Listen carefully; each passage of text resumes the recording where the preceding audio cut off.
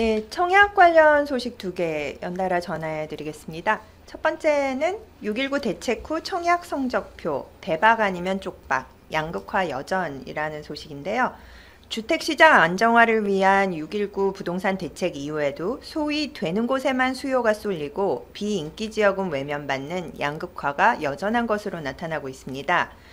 서울, 수도권, 인기 택지지구 등은 대출 규제 시행 전 막차 수요가 몰리면서 기록적인 청약률을 기록했고요. 반면 지방의 비인기 단지는 수요 심리가 더욱 위축되면서 청약 미달 단지가 속출했습니다. 지난주에도 저희가 일반 분양 소식을 전해드렸죠. 네. 지금 보시는 내용이 그 일반 분양 지난주 청약 경쟁률인데요. 신문지상에서 보면은 모델하우스에 뭐 줄을 몇 미터 늘어서고 아주 막 분위기를 핫하다고, 많이 띄우고 네. 있는데 실질적으로 성공한 단지는 보시면은 한 2개 정도밖에 안 돼요. 네. 그 외에 보시면은 뭐 6대1, 2대1 이런 것들은 거의 다 미분양 난다라고 봐야 네, 되는 것들이잖아요. 그렇게 보면 DMC 롯데캐슬 더 퍼스트 같은 경우에는 7월 3일 공고분부터 왜 대출 규제가 적용이 되기 때문에 대출 규제를 피한 막차 수요가 몰렸다라는 측면에서 의미가 있을 것 같고요. 그런 측면에서 롯데캐슬 더 퍼스트는 청약 성공률이 상당히 높았다. 그리고 지난주에도 말씀드렸지만 수색 증산지역 뉴타운에서 첫 번째 물건이었다는 네네. 거. 실수요자들이 많이 몰렸을 뭐 가격도 뭐 나름 착하게 나왔다. 좋았죠. 예, 그런 것들의 의미를 가질 수가 있고요. 그 외에 지난주에 나온 성적은 전체적으로 일반 분양이 그렇게 좋았다라고 얘기를 할 수는 없을 것 같아요. 이와 관련된 기사 이번 주 청약 선정은 어떻게 되나요? 네. 청약 빅데이 실수요가 판도 갈랐다라는 기사인데요. 이달 시행에 들어간 대출 규제 적용을 피해서 막판 1순위 청약 접수에 들어간 수도권 분양시장은 실수요 열기를 뚜렷이 보여줬습니다. 입주 시까지 분양권 전매 제한을 내건 6.19 대책 이후 서울 지역 분양단지들은 계약사 대신 건설사가 이자를 부담하는 중도금 무이자 지원 조건을 내걸었어요. 그러면서 실수요 잡기에 나선 것이 눈에 띄고 있습니다. 이번 주에 서울 경기에서 일반 분양이 굉장히 많았는데요. 네. 그 중에서 3개 정도만 관심 있게 보시면 될 것 같아요. 강동구의 고덕 센트럴 아이파크 하고요. 네. 그 다음에 판교 더샵 퍼스트파크 그리고 용산의 효성 해링턴 스퀘어 이 정도를 보면 될 것 네. 같은데요. 먼저 강동구 고덕 센트럴 아이파크는 전체 경쟁률이 한 23대 1 정도로 상당히 호평을 받았죠. 그런데 호평을 받은 뭐 최근에 뭐 정부에서 누르려고 하는 그런 분위기에 비해서는 네네. 상당히 호평을 받았다라고 볼 수 있고요. 강동구 고덕 센트럴 아이파크 같은 경우 성공한 이유를 살펴보면요. 네. 강남에 근접한 물건이고요. 네. 강남 서초 같은 경우는 웬만한 물건들이 다 9억이 넘다 보니까 네네. 중도금 대출이 안 되잖아요. 예. 거기에 비해서 고덕 센트럴 아이파크는 9억 이하기 때문에 일단 대출이 되고요. 대출한 부분에 대해서 중도금 무이자라는 카드를 꺼냈어요. 네. 그러다 엄청난데요. 보니까 그렇죠. 전매 제한이 안 되긴 하지만 네. 전체 금액의 10%만 가지고 입주 때까지 돌릴 수 있는 그 분양권의 장점이 살아있다. 실제로 여기 청약한 분들 보면은 이제 본인이 진짜 아이 키우면서 살려고 네.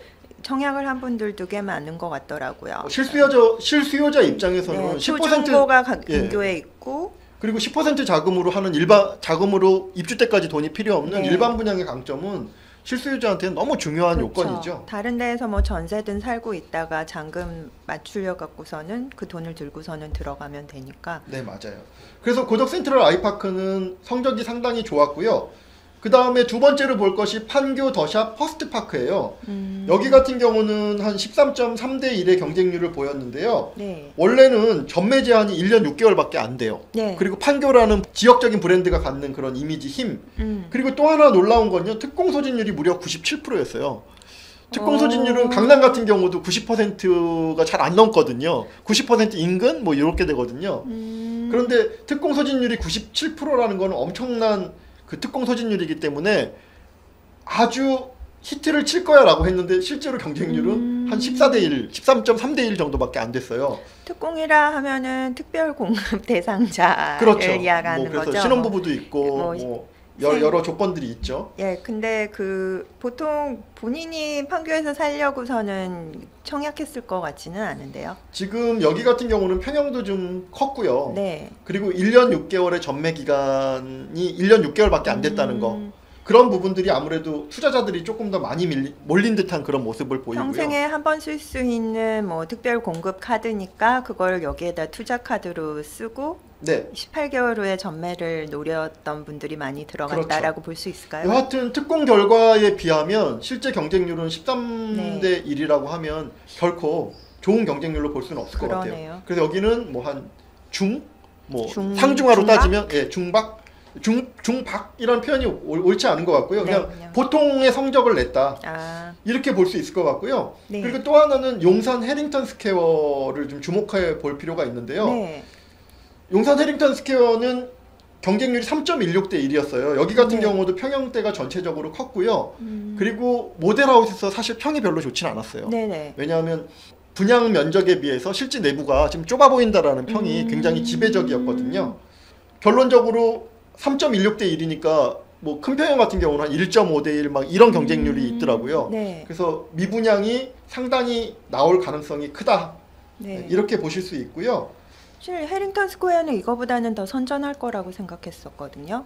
저는 사실 그닥 선전을 하진 못할 거라고 생각을 했어요. 아, 그래요? 예, 제가 누워서 막 핸드폰을 집에서 보다가 부동산 기사를 보다가 네. 보니까 경쟁률이 이런 기사가 있더라고요. 그래서 경쟁률 26대 1로 딱 본 거예요. 그래서 와, 요새 맞는 게 하나도 없구나. 아니, 어떻게 용산 해링턴 스퀘어의 경쟁률이 26대 1까지 이렇게 높을 수 있지라고 생각을 해서 보니까 이제 최고 경쟁률 몇 가구 안 되는 최고 경쟁률이고요. 네. 실제 경쟁률은 한 3.16대 1 정도로 네네. 여기 같은 경우는 아무래도 좀 미계약분이 상당히 나오지 않을까 이런 생각을 좀 해봅니다. 네. 네, 단신 기사 몇 개 소개해드리겠습니다. 방배 5구역 재건축 시공사 선정 유찰. 서울 강남권 재건축 최대어 중 하나로 꼽히는 방배 5구역 재건축 사업의 시공사 선정이 유찰되었습니다. 업계에 따르면 지난달 30일까지 시공사 선정 입찰을 접수한 결과 현대건설만 참여해서 유찰됐다고 하네요. 이번 입찰은 일반 경쟁 방식이었기 때문에 2곳 이상의 건설사가 응찰해야 입찰이 성사된다고 합니다. 방배 5구역에 대해서 잠깐 설명을 드리면요. 네. 방배 5구역은 당초에 그 프리미엄 사업단이라고 해서 그 컨소시엄, GS건설, 시공사가 있었잖아요. 포스코건설, 롯데건설이 합해진 컨소시엄 건설사들을 시공사로 선정을 했고요. 네. 하다가 중간에 문제가 생겨서 조합에서 계약을 해지하고 새로운 시공사 나섰죠. 그런데 이제 그 외면적으로 보면 그 당시에 제가 기사가 기억이 나는 게 이금융권에서 대출을 준비를 했고 1금융권 대출이 아니라서 그렇죠. 마음에 안 찬다 뭐 성에 안 찬다. 네. 그래서 계약을 해지하려고 했더니 시공사에서 그럼 바꿔줄게라고 했는데 그래도 관심 없어 그러고 해지를 했고요. 그리고 내면으로 조금 더 들어가면 원래는 지분제 계약이었어요. 네. 그거를 이번에 도급제로 바꾼 것이에요. 네. 그래서 지금 같은 경우는 뭐 분위기가 워낙 좋으니까 도급제가 조합 입장에서 보면 훨씬 더 유리한 상황인 거죠. 그때는 그랬는데 지금도 그런지는 잘 모르겠는데요. 분위기가 네. 현재까지는 지분제. 근데 이번에 시공사들이 아무도 응찰을 안 했다는 게 좀 놀랍긴 하거든요. 그렇죠. 왜냐하면 시공사들을 모으는 현장 설명회라는 게 있었거든요. 네. 거기에 무려 16개 건설사들이 왔어요. 모든 건설사들이 다 관심을 보였다는 얘기네요. 그런데다가 삼성물산에서는 지금 강남권에도 출연을 하지 않고 있잖아요. 네. 그래서 삼성물산까지도 출연을 했어요. 그래서 그 당시에 신문기사들이 막 도배가 되면서 삼성물산 드디어 뜨나 강남에 뜨나 뭐 이제 방배 5구역에는 들어가겠구나. 뭐 그렇죠. 한 2600세대 되는 대규모 단지다 보니까 삼성물산도 관심을 보이나 뭐 이런 기사들이 도배가 됐었는데 막상 입찰을 딱 해보니까는 한 군데 현대건설만 입찰을 해서 그게 유찰이 돼버린 거죠. 그런데 지금 상황을 보면요. 아주 재밌는 게 그 후속으로 지금 나온 기사가 있어요. 그게 뭐냐면 입찰을 했는데 유찰이 됐다는 의미는 사람들이 관심을 안 갖는다는 뜻이잖아요. 그러면 조건을 완화해야 될까요? 조건을 더 강화해야 될까요? 조건을 완화해서 더 많은 사람들이 입찰할 수 있도록 해야 되잖아요. 그런데 방배 5구역에서는 그 반대 방식을 택했어요. 그 기사 본 것 같아요. 네, 그래서 한 번을 갖다가 유찰을 된 물건에 대해 한 번 유찰이 됐는데 거기에 대해서 이제부터는 5개 이상이 입찰을 들어와야 해. 그리고 그 회사채 능력이 뭐 A뿔 이상이어요. A뿔은 돼야 돼. 네.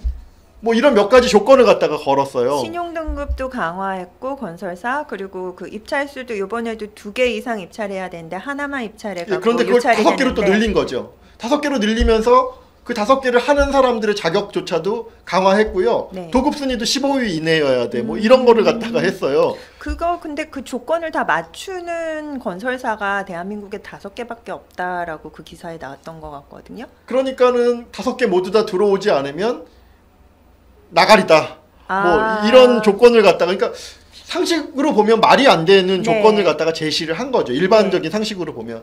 그 이유는 뭐냐면 현장 설명회를 하고 시공사 선정까지 보통 기간이 한 2달 정도가 소요가 돼요. 네. 그러다 보니까 그런 방식으로 가면 시간이 너무 오래 걸리니까 일부러 유차를 빨리빨리 시켜가지고 시공사를 빨리 선정하겠다라는 그런 내부적인 의지가 있는 것 같아요. 시간 단축을 위한 그런 편법인 건가요? 뭐 편법이 될지는 뭐 나중에 법적으로 가봐야 되겠지만 그렇지만 이것도 만만하지는 않은 게요. 네. 이미 법제처에서 나온 게 있는데 네. 이제 어떻게 되냐면요. 우리가 경쟁 입찰이라고 하잖아요. 네. 경쟁 입찰을 3번을 해가지고 유찰이 되면 조합에서 수의 계약을 할 수가 있어요. 아무나 이제 하려는 사람이 없으니까. 의지가 아무도 안 하려고 하니까 의지가 있는 건설사와 수의 계약이 가능한데 그러려면 3번 유찰이 돼야 되거든요. 그런데 문제는 뭐냐면 첫 번째는 2개는 입찰해야 돼라고 하다가 5개로 바꾼 거잖아요. 그러니까 계약 조건이 첫 번째 입찰과 두 번째 입찰 내용이 바뀌었잖아요. 이렇게 바뀌는 경우에는 계약을 인정하지 못한다라고 하는 법제처의 어떤 그런 사례가 있거든요. 그럼 바뀐 기준으로 3번이 또 유찰되어야 되는 건가요? 뭐 그렇게 해야 되겠죠. 예. 그렇지만 이미 먼저 첫 번째 조건을 내걸었기 때문에 아주 다양한 법적인 해석이 나올 수 있어서 이게 법정으로 가게 되면 시공사와 계약을 해놓고도 문제가 생길 소지가 그렇겠네요. 상당히 있어서 앞으로 방배 5구역 같은 경우에는 어떻게 시공사를 갖다가 끌고 갈지 상당히 관건이 될 것 같고요. 그 당일날 막상 현장 설명회 할 때만 해도 조합원들이 우리 너무 훌륭한 선택이었어 이러다가 당일날 한 개 건설사가 오니까 조합 내부에서 뭐 좀 분란이 일어나서 그 기사 말미에 보니까는 뭐 경찰을 불렀다 뭐 이런 내용까지도 그 기사에 나와 있더라고요. 예전에 그 시공사 계약 해지한다 그럴 때 조합 측에서 좀 욕심을 많이 부리는 게 아니야 그런 생각이 얼핏 들기는 했었거든요. 그 내용은 그 조합의 입장이란 게 있고 건설사들의 입장이란 게 있으니까요. 건설사들이 또 잡아놓은 고기로 보고 생각해가지고 아주 그렇죠. 조합을 괴롭혔을 수도 있는 거니까 그렇죠. 그 내용은 제3자들이 할 얘기는 아닌 것 같아요. 그렇겠네요. 네, 다음 기사 잠실주공 5단지 기사네요. 네네. 두 번째 단시는 잠실주공 5단지 재건축 계획안 보완. 이번엔 서울시 심의 통과할까? 라는 기사네요. 서울 송파구 잠실주공 5단지 재건축 조합이 사업계획안을 수정 보완해 서울시 도시계획위원회에 다시 제출했습니다. 서울시가 어떤 결과를 내놓을지 관심이 모아지고 있습니다. 잠실주공 5단지 건축심의는 저희가 4월 달부터 여러 번 다룬 것 같죠? 사실 작년 연말부터 계속 그랬나요? 그랬던 것 같습니다. 네, 결론적으로 6월 19일 날, 6월이 아니죠. 7월이죠. 7월 19일 날 본회의에 상정될 것으로 예상이 되고요. 본회의 상정을 하게 되면 통과할지 여부가 주목이 되고요. 그렇지만 6월 19일 날, 자꾸 6월 19일이라고 말씀을 드리네요. 7월 19일 날 본회의에 상정돼서 건축심의를 통과한다고 하더라도 재건축 초과이익 환수제랑은 이미 거리가 멀다. 네네. 이렇게 판단이 됩니다. 네, 다음 기사 전해주세요. 네, 세 번째 기사는 1:1 재건축 홍실, 재건축 세금 유예 막차 탄압. 서울 강남구 삼성동 홍실아파트의 재건축 사업 시행인가가 이르면 이달 중 이뤄질 전망이라고 합니다. 1:1 재건축 단지로 향후 한강 조망이 가능한 25층 중층 아파트로 재탄생하게 되는데요. 조합은 남은 4개월간 관리처분 인가까지 얻어 재건축 초과이익 환수제를 피하겠다는 전략입니다. 네, 기사는 관리처분 인가까지라고 나와 있는데 신청만 해도 되는 거죠? 네네, 신청까지겠죠. 인가를 4개월 그래서 이내에 그거는 기사를 쓰신 기자분이 잘 모르셨을 수도 있고 그냥 단어상에 편하게 쓰다 보니까 그렇게 됐을 수도 있을 것 같고요. 홍실아파트 같은 경우는 3월 25일 날 사업시행 인가 총회를 했고요. 그 총회 자료를 가지고 4월 초에 접수를 시켰어요.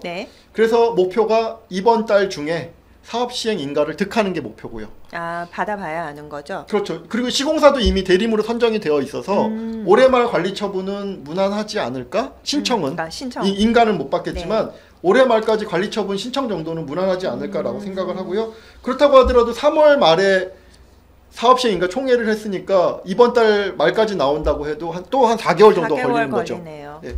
그래서 사업시행인가 총회부터 인허가까지 한 4개월 정도 시간이 걸리니까 지금 비슷한 상황에 있는 단지들이 많이 계시잖아요. 네네. 바짝바짝 서두르시지 않으면 잘못하면 관리처분 신청을 연말까지 못할 가능성도 있다는 거 꼭 기억해 두셔야 될 것 같아요. 강남구청 같은 경우에는 서울시 25개 구청 중에도 가장 적극적으로 재건축을 밀어주는 편인데 네. 그럼에도 불구하고 올해 이번 달에 나와도 4개월 정도 걸린다라는 걸 감안을 하면은 그거는 서초구도 마찬가지예요. 지금 구에서는 다 밀어주는데 네. 흔히 사업시행인가에 대해서 일반 분들이 착각을 하고 계시는 게 있어요. 그게 뭐냐면 사업시행인가를 누가 내주냐면 서초구청에서 내주거든요. 네. 그러니까는 조합과 서초구가 얘기만 잘 돼 있으면 그렇게들 생각하시잖아요. 쉽게 나온다라고 생각을 우리는 하시거든요. 이제 조합에서 총회만 마치면은 구청에서 기다리고 있다 내줄 바로바로 거야. 내줄 거야라고 예. 생각을 하시는데 사업시행 인가를 내줄 수 있는 사람이 구청인 건 맞아요. 네. 그렇지만 구에서 막 내주는 게 아니라 서울시와 협의를 하고 나서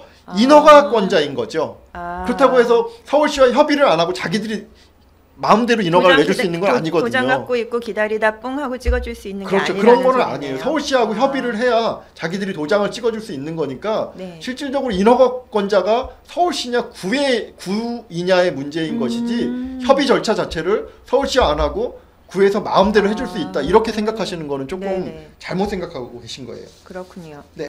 마지막 단신입니다. 용산 한남 3구역 최고 22층 재개발.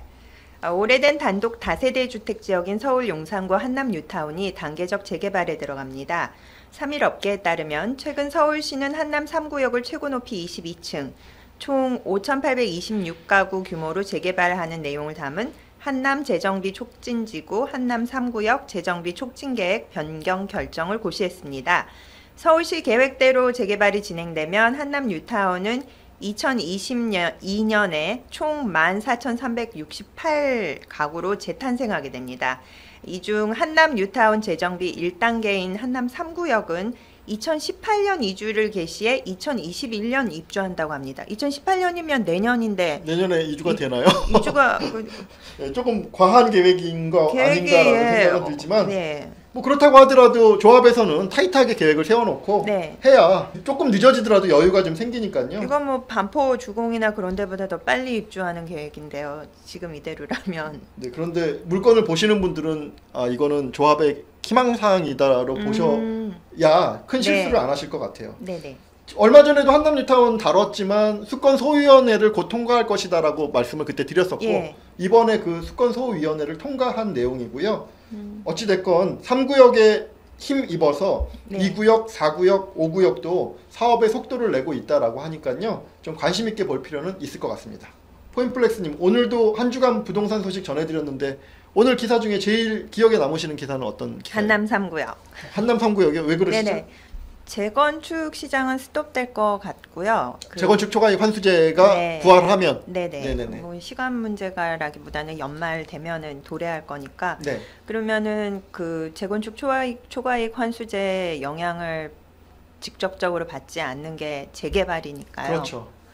아무래도 재개발 단지 중에 재건축에 실망한 투자자들이 재개발로 갈 수 있다. 네네. 그리고 재개발이 일단 추진되던 게 있으니까 네. 재건축 초과이익 환수제로 인해서 그게 막힐 이유도 없고요. 충분히 제가 가능한 보기에는, 시나리오 네. 같고요. 그 경우에는 이제 가장 빨리 지금 추진 중이고 입지도 제일 좋다라고 볼 수 있는 한남 3구역이 괜찮지 않을까.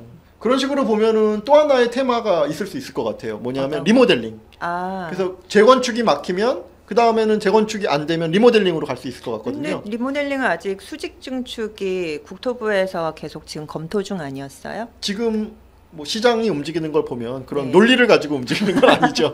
아, 네. 그냥 테마로만 보게 된다. 테마라고 말씀을 드리는 거고 실제로 지난 10년 동안인가 리모델링을 성공한 사례는 1년에 한 건 정도밖에 네. 안 돼요. 네, 그리고 리모델링 된 단지들이 가격이 그렇게 치고 올라가지도 못했던 맞아요. 거 그런 하고. 한계도 있고요. 네. 그렇지만 말씀드린 것처럼 제초안이 부활해서 재건축이 막히게 되면 일시적으로 재개발이나 그렇죠. 리모델링 같은 테마로 자금이 움직이는 그런 현상은 있을 수 있고요. 그럼에도 불구하고 재개발이나 리모델링이 부동산 시장 전체를 견인하는 그런 큰 테마가 될 수는 없다. 네. 네, 이렇게 생각을 하시면 될 것 같아요. 한 주간 부동산 소식 오늘도 전해드렸고요. 다음 주에도 더욱더 알찬 내용을 가지고 만나 만나 뵙도록 하겠습니다. 감사합니다.